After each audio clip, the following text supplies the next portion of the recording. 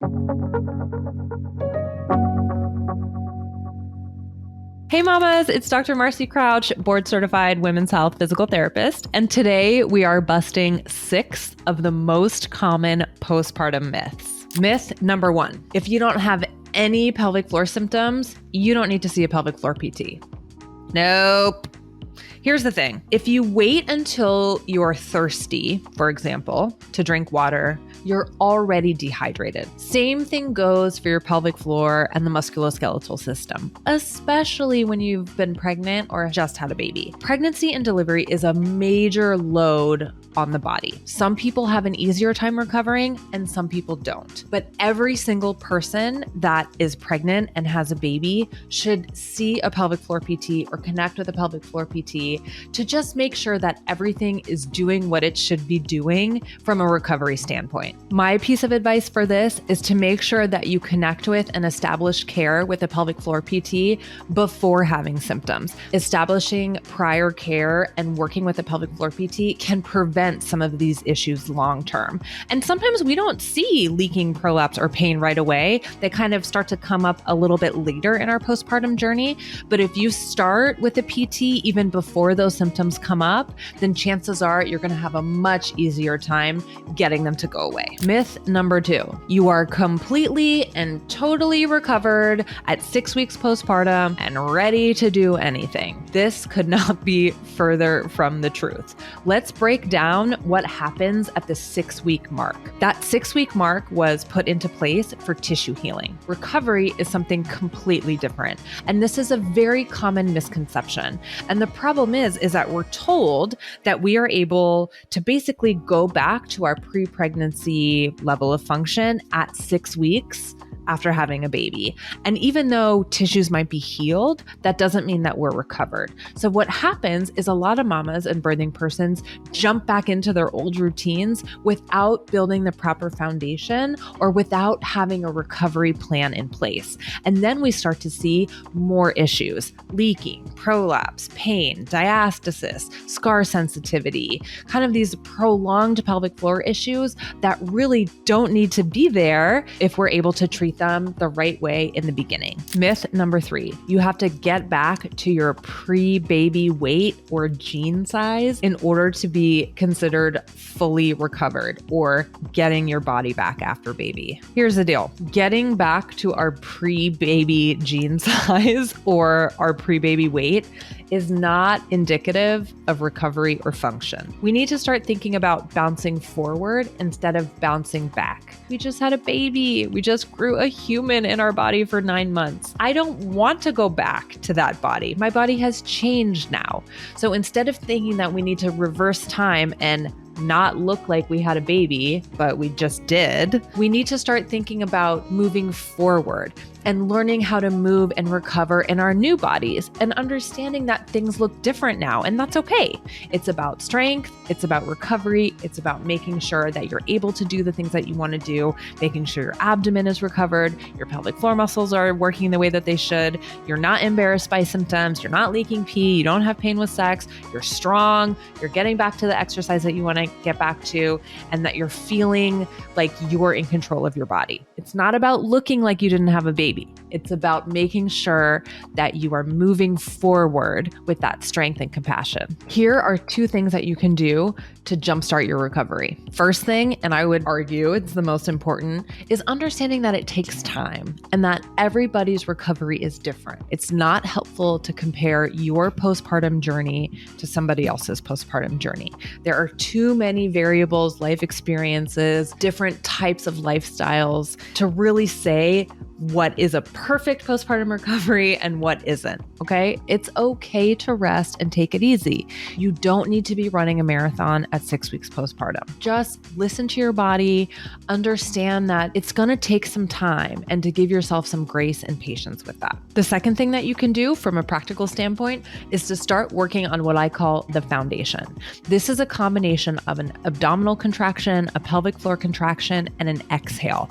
And the point of bringing all of these 3 components together is to start start to train your brain to make that a habit. When that starts to become a habit, you don't even have to think about it anymore. And every time you're doing something stressful to your pelvic floor, or you're moving or lifting, your brain automatically tells your pelvic floor and your abdomen to come on to support your pelvic organs and keep you nice and strong. Okay, so think about doing this every time, for example, you get up from the chair, or you lift the baby, or you pick up a car seat, or you bend down to feed the dog. Start to incorporate into functional activities. So you're getting reps in and you're doing it during the day, so you don't have to spend extra time doing exercise, and you're doing it during activities that you need your pelvic floor on for. Myth number 4, leaking urine, pain with sex, pelvic organ prolapse, and other pelvic floor issues are normal after having a baby, and there's nothing that you can do about it. First things first, there is a difference between common and normal.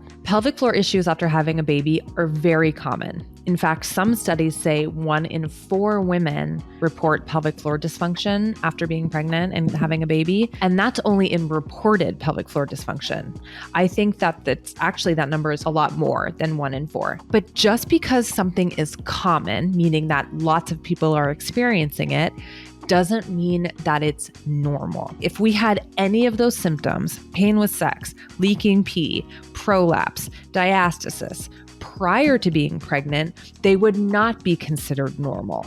So what's happening in our postpartum situation is that these diagnoses are not getting the attention that they need, and therefore makes you not get the attention and the support that you need. Because all of a sudden, it doesn't become about mama anymore, it becomes about baby. And these symptoms are just what we have to deal with as being a mom. It's what comes along with having babies. And that is not true. These symptoms are indicative of something going amiss with the system. It is not normal to leak pee. It is not normal ever to have pain with sex or vaginal penetration. It is not normal to have pelvic organ prolapse. So the event of having a baby should not be the definition of normal for these symptoms. Common and normal are 2 totally separate things.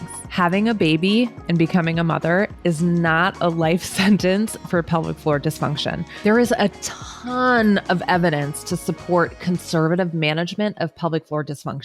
And conservative management is exactly what we're doing in our online program, Down There Done Right. This is all about eliminating symptoms, alleviating pain, preventing further pelvic floor dysfunction as a first line treatment from pelvic floor PTs with a comprehensive recovery plan that addresses all of these pelvic floor issues. Myth number 5, you're a bad parent if you don't insert whatever you want. This one is so broad, and really the point of this is saying that damned if you do, damned if you don't. You can't please everybody all the time. And the most important thing to think about as you are navigating parenthood and becoming a mom is that you need to do what works for your family, what works for you, and what works for your children.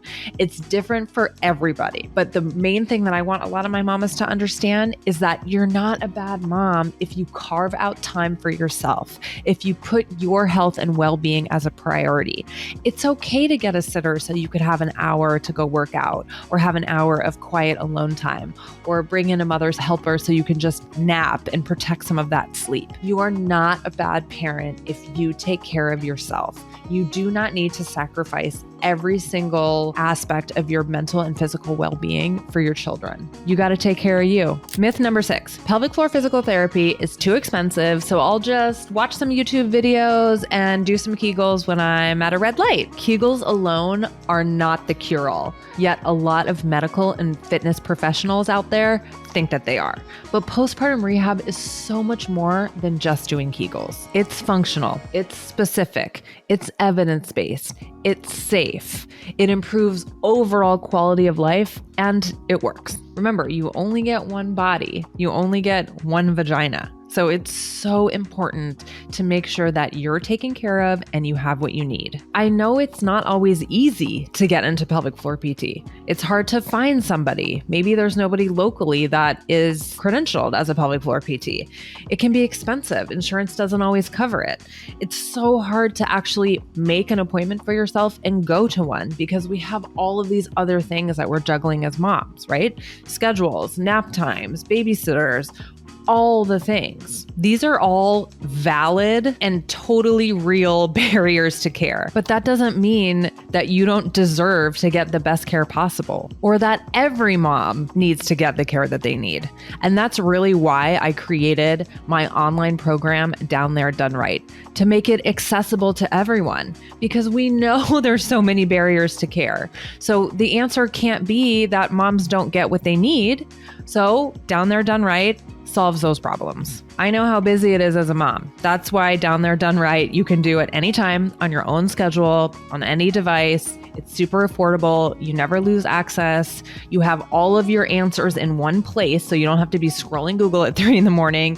You have access to myself and my team of expert pelvic floor PTs to guide you through every step of the way. It's basically what every mom needs to prepare for delivery and recover after baby. If that sounds good to you, if it sounds like something that you want to be in, hit the link and join us. I'd love to have you in the community. And I hope you learned something today and we've myth busted some of the most common postpartum myths. I'd love to have you in our community. Join us and you'll get a lot more information and a lot more myth busting in there.